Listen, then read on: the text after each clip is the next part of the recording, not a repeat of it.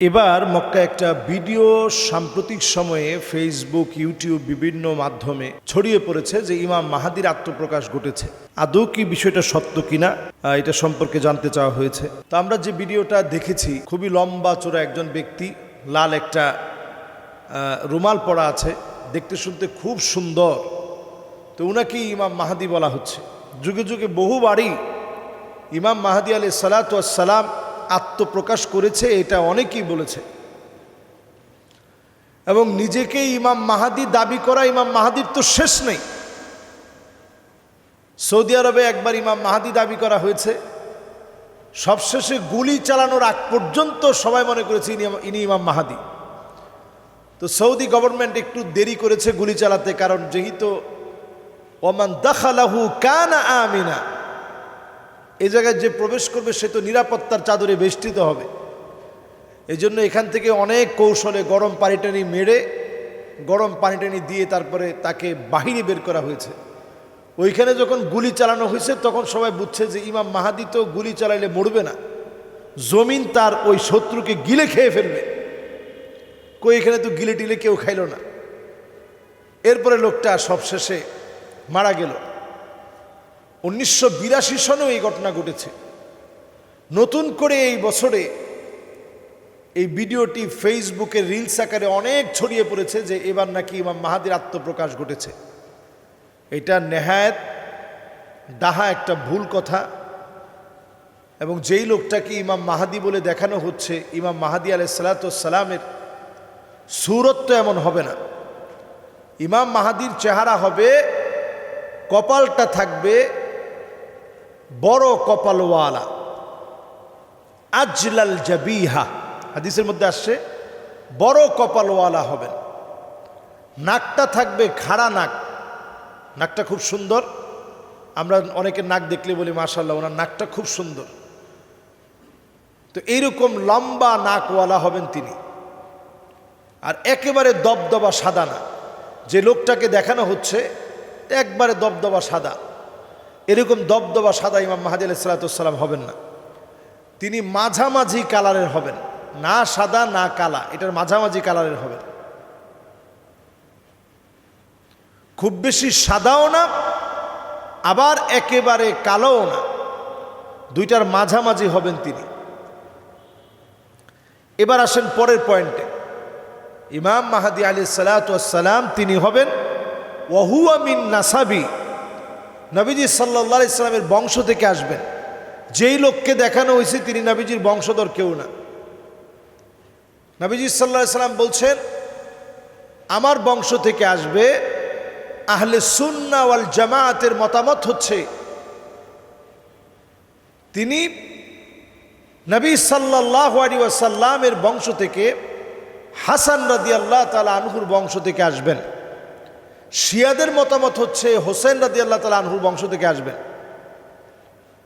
তো দুইটার যে কোনো জায়গা থেকে আসলেও তিনি কিন্তু আহলে বাইত, নবী পরিবারের একজন হবেন।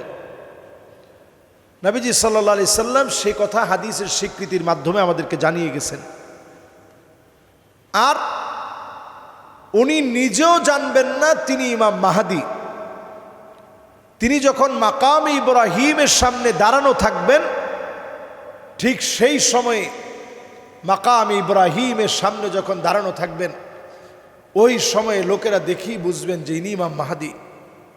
লোকেরা বলবেন যে আজকের এই মাজলুম জনপদে জনপদে মার খাওয়া মুসলমানদের সাহায্যের জন্য আপনার কাছে বায়াত নিতে চাই। যদি বায়াত না দেন আপনার গর্দানে আঘাত করব, তারপরেও বায়াত না নিয়ে আমরা এক চুল যাব না। ইমাম মাহাদি আলাইহিস সালাতু ওয়াস সালাম বায়াত দিবেন।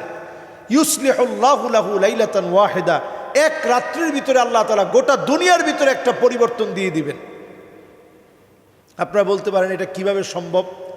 আজকের আফগানিস্তান দেখলে আমাদের কাছে বোঝা যায় যে আফগানিস্তান কতটা দুর্বিষহ সময় পার করেছে। আল্লাহ তাআলা আজকে কোথায় তাদেরকে উঠিয়ে দিয়েছেন, তাদের মুদ্রার অবস্থান কোথায়, তাদের এক একটা পানীয়, বিভিন্ন কোলা যখন তারা বাজারে ছেড়েছে, পামির কোলা সহ প্রত্যেকটা প্রোডাক্ট সারা দুনিয়াতে এখন চাহিদা বেড়ে গেছে। তো আল্লাহ রাব্বুল আলামিন আফগানিস্তানকে ঠিক কোথায় ছিল কোন জায়গায় আল্লাহ রাব্বুল আলামিন নিয়ে গিয়েছেন, এগুলো সব হচ্ছে আল্লাহ রাব্বুল আলামিনের ফয়সালা, এগুলো সব হচ্ছে মাওলায়ে করিমের ফয়সালা।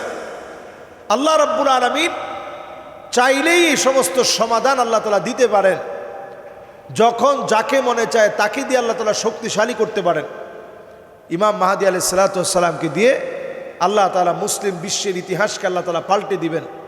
মাজলুম মুসলমানদেরকে ঐক্যবদ্ধ করে আল্লাহ তাআলা নেতৃত্বের জায়গায় মুসলমানদেরকে বসাবেন। এক রাত্রির ভিতরে আল্লাহ তাআলা একটা পরিবর্তন দিবেন। শুধু তাই না, পরিবর্তনটা এমন হবে, জায়গায় জায়গায় মুসলমানদের বিজয় এমনভাবে আসবে, এই বিজয় কেউ ঠেকাতে পারবে না। এর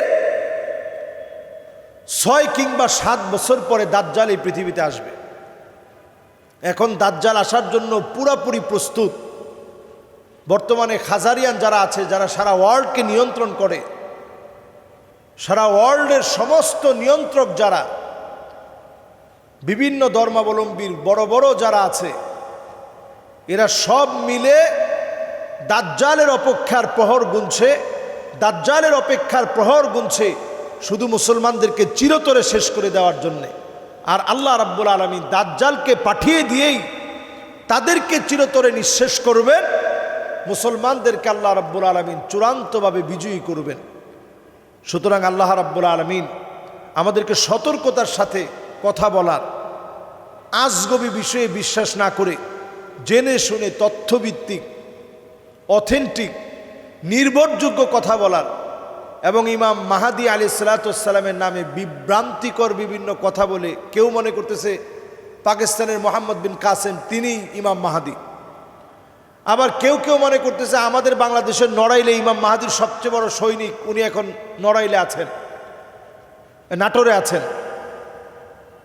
আমাদের দেশের নাটোরে ইমাম মাহদী আলাইহিস সালাতু ওয়াস সালামের আগের যে একটা গ্রুপ হবে, যারা ইমাম মাহদীকে সারা পৃথিবীর কাছে যারা প্রমোট করবে, সামনে থেকে যারা নেতৃত্ব দিবে, ইমাম মাহদী আলাইহিস সালাতু ওয়াস সালামের হাতকে শক্তিশালী করে সৈনিক হবে, ওই সৈনিকদের প্রধান সেনাপতি তিনি নাকি আমাদের বাংলাদেশের।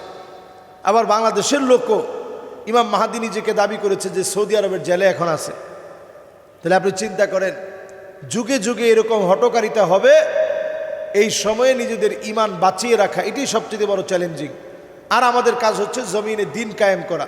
এই পথের সাথে আপনি লেগে থাকেন। আপনি যদি ইমাম মাহদী আলাইহিস সালাতু ওয়াস সালামকে নাও পান, আল্লাহ রাব্বুল আলামিন বিজয়ী হলে যে পরিমাণ সওয়াব হতো সমপরিমাণ সওয়াব আমাদেরকে দান করবেন। আল্লাহ তাআলা আমাদেরকে তৌফিক দান করুক।